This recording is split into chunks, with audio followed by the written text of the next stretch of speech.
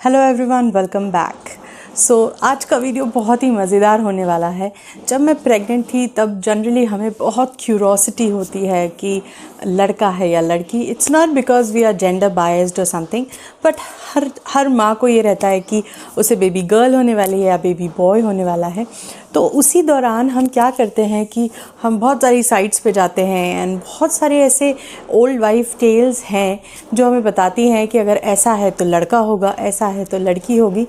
तो बस यही कुछ पॉइंट्स थे जो मैंने भी ट्राई आउट किए थे when I was pregnant with my girl और when I was pregnant with my boy.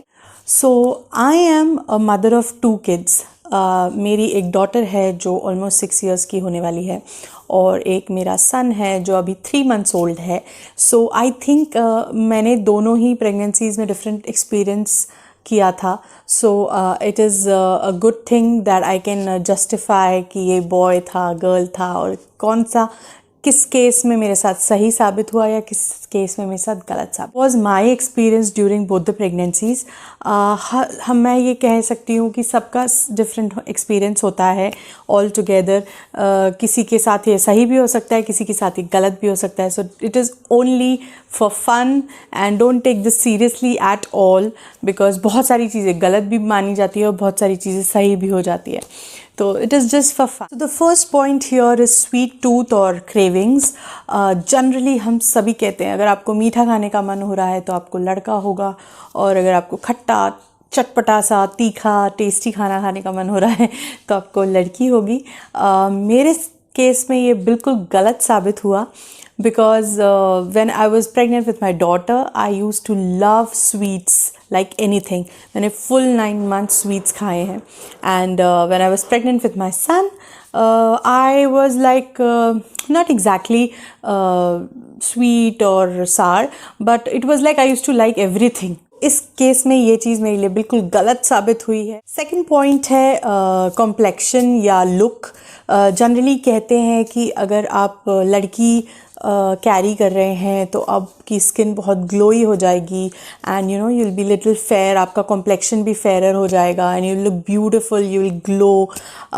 And in case if you are having a boy, then your skin will have patches, dark patches, and it will be little dry skin and the complexion will also be darker. So ये मेरे case में बिल्कुल सही साबित हुआ है।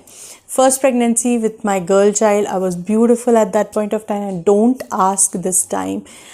My whole face, like actually I got patches, black patches all over my neck, my face, and I was literally looking very ugly during my pregnancy. So ये चीज़ मेरे केस में बिल्कुल सही साबित हुई है। थर्ड पॉइंट मैंने यहाँ पे स्टमक वाला पिक किया है।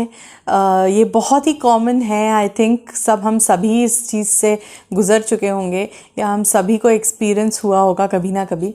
जनरली कहते हैं अगर आपका टमी आउट फ्रंट है and it is bulged outwards and it is round in shape, then it's a boy. And if it is जैसे आड़ा पेट है and it's like a shape of a watermelon, it's a girl. So in my case it was absolutely correct, and I will give this a correct because this was absolutely correct. The fourth point here is about the nose. Yes, it is said that if you are carrying a boy, your nose shape will change. It will, expand, थोड़ा बड़ा हो जाएगा या कुछ changes हो जाएंगे nose shape में. And with the girl child, nothing will happen. So this was also true in my case. Yes, when I was carrying my boy, my nose was widen up, ऐसे चौड़ी सी हो गई थी, बड़ी सी हो गई थी। तो ये केस इस बार भी मेरे साथ सही हुआ। The fifth point is about linea nigra. That's a line जो हमारे नेवल से ऊपर और नीचे की तरफ जाती है। तो जनरली कहा जाता है कि अगर वो लाइन जो है वो थोड़ी डार्कन हो चुकी है and it is going up and down in a very straight line, then you must be carrying a boy. And if it is not joining, like if this is your navel, if it is like this, then it's a girl child. So in my case it was actually true. When I was carrying my daughter, it was not joining and it was not a straight line, but at the second time when I was carrying a boy, it was definitely darker in a straight line. Again बहुत ही funny सा assumption होता है about the naval. It is said that if your naval is popping out, yes, it is so funny, but yes, if it's your navel is popping out, you're carrying a boy, and if your navel is normal जैसा है वैसे ही रहता है, आपकी नाभि naval button वो वैसे ही रहती है, तो आपकी गर्ल चाइल्ड होगी. और ये एक्चुअली मेरे केस में ट्रू था. My first pregnancy with my daughter, my naval was absolutely, it was जैसे थी वैसे ही थी. और सेकेंड टाइम पे with my baby boy it actually popped out, you know, मतलब वो स्किन ऐसे बाहर आ चुकी थी during the last month, like I think 9th month और समथिंग. तो ये भी मेरे केस में काफ़ी सच रहा है. तो मैं इसको भी मानूँ. The 7th point is about the morning sickness. Generally, it is said that if you're having vomitings and morning sickness and you feel nausea अगर है आपको, तो आप girl child होता है. And then if you're carrying a boy, then vomitings, nausea, morning sickness नहीं होती है. Actually, ये भी मेरे केस में बहुत true रहा है. I was really sick with my girl child and I was having bad morning sickness for almost like 4 to 5 months initially. And with the baby boy, I had no morning sickness, no nausea, no vomitings. The 8th point here is about the heartbeat of the child. So once you go for a sonography or something, then you know the heartbeat of the child inside. But it is said that अगर 140 से कम है अगर आपकी baby की heartbeat, तो it's a boy. And if it is more than 140, then it's a girl child. I don't believe in this because every month the heartbeat is different and it is not described कि किस महीने में 140 से कम या ज़्यादा होनी चाहिए, और ऐसा कुछ भी नहीं था. In fact मेरी डॉटर के साथ it was less than 140 and my boy had more than 140, so it was absolutely different. So I will not believe this. 9th point which I have picked here are emotions.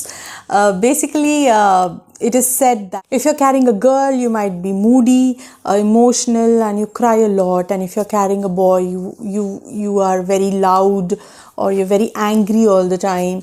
So in my case, actually, it was true. Yes, I was very emotional and very ऐसे चुप चुप रहती थी. कभी भी रोना आ जाता था प्रेगनेंसी के टाइम पे. Maybe I was hormonal और something, but yes it was true. When I was carrying my daughter and with my baby boy, I was really loud. You should ask my husband how angry I was all the time. The 10th and the last one I'll pick here is the Chinese calendar. Actually, it is said that if you plan your baby according to the Chinese calendar, it's true. But in my case, it was not true at all. So I don't believe the Chinese calendar now. And so these were small sneak peeks. And बेटियाँ भी बहुत प्यारी होती है, बेटे भी अच्छे होते हैं. So this video was only made for fun. और कुछ experiences मेरे साथ जो हुए, आप भी ये ट्राई कर सकते हैं. And do let me know what all experiences you had during your pregnancy, whether these 10 points were true or false in your case, and do comment below in the comment box. Thank you so much for watching this. Signing off, Vani. Bye bye. Take care.